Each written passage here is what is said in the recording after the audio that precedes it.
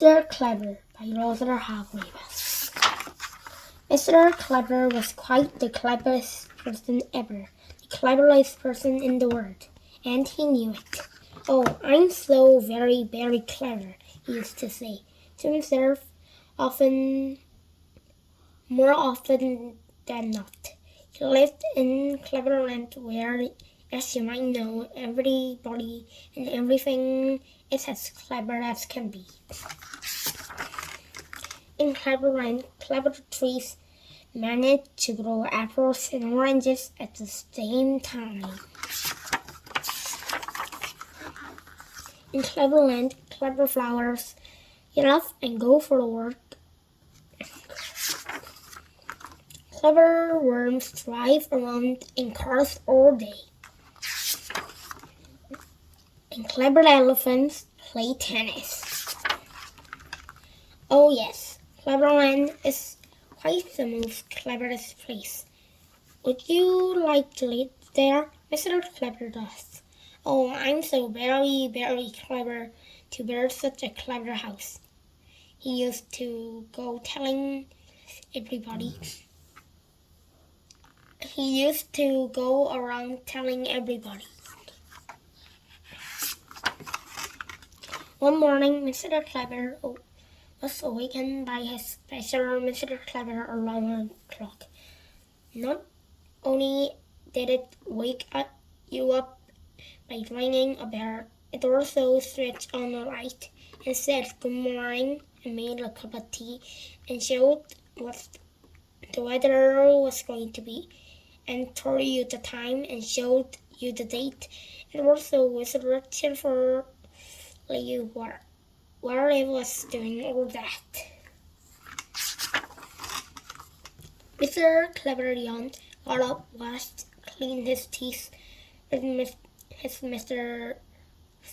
special Mr. Clever toothbrush, which squeezed the toothpaste onto the brush out of the handle, and went downstairs for breakfast. He popped a slice of bread into his Mr.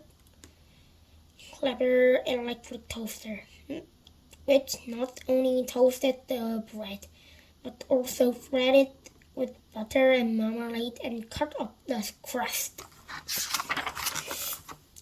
After breakfast, he went for a long work, an extremely long work. In fact, such a long work that he worked all the way out of Cleverland, although he didn't know it. He met somebody who was also out for work. Do you know who it was? That's right, Mr. Happy. "Hello," said Mr. Clever. "I'm the cleverest person in the world." "Oh, good," said Mr. Happy. "Then you must be clever enough to make up a really good joke to tell me." He laughed. "Jokes make me happy," he explained. Mr. Clever's face fell. "I don't know any jokes," he admitted. "Well, that's not very clever of you, is it?" said Mr. Happy and went off. Mr. Clever went on.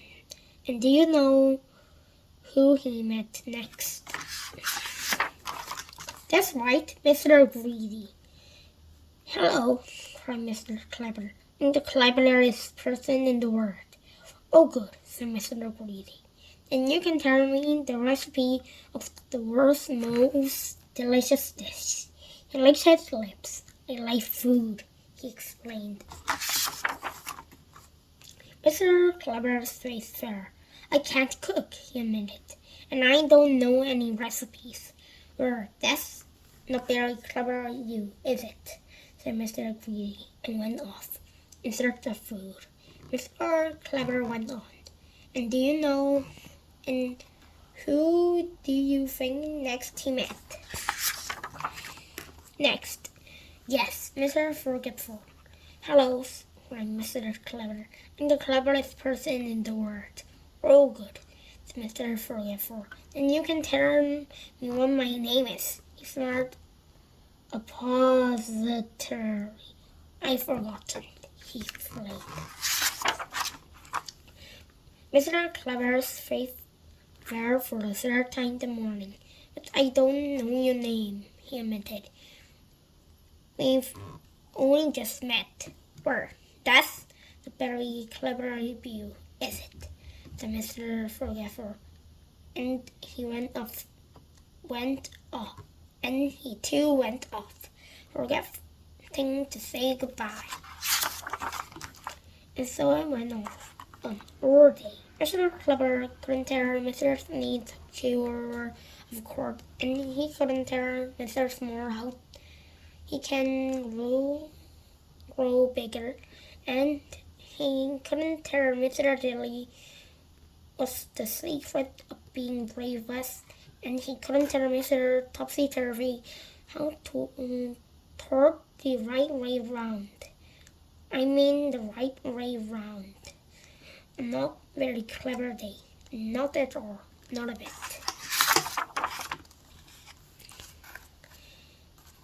As by now he wasn't feeling anything like the cleverest person in the world, Mr. Clever decided he better go home. He passed a pair of worms who was having a chat. Who's that?